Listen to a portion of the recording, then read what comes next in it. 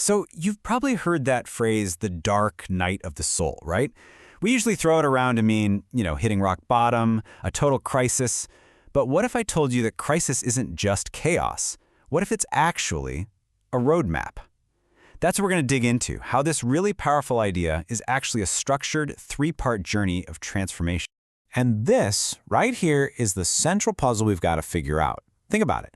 If your whole goal is a spiritual journey towards light, how in the world can faith itself be the darkest part of it all?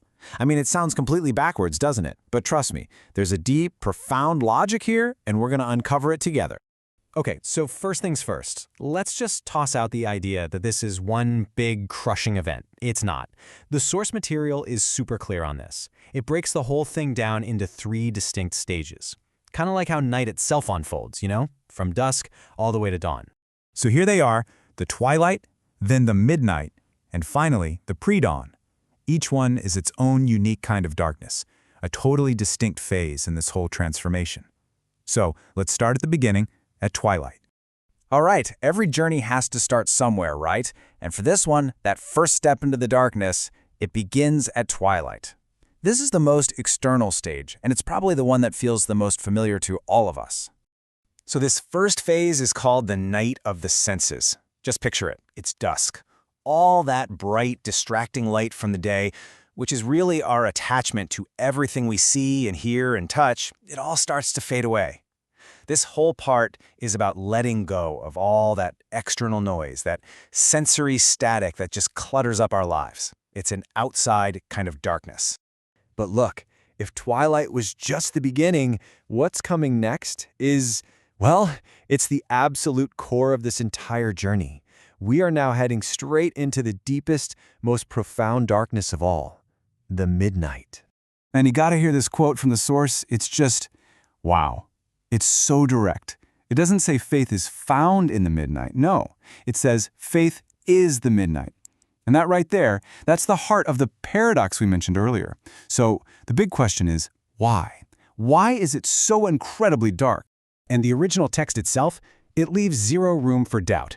It states, point blank, that this second night of faith is darker for a person than the first part and also darker than the third.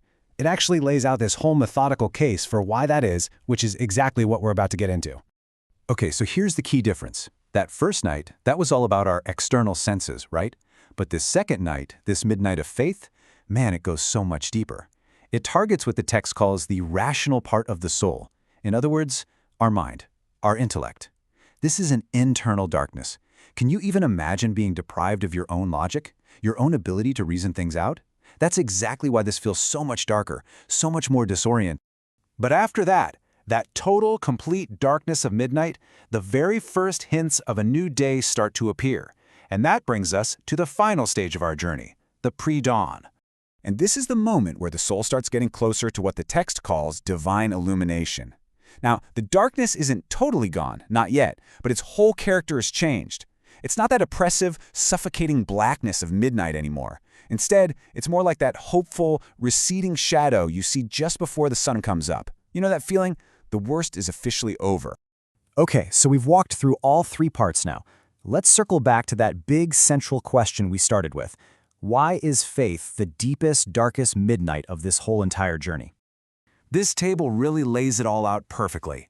You see, the journey kicks off with an external darkness. That's the twilight affecting our senses. And it ends with the darkness fading away as the soul gets illuminated in the pre-dawn.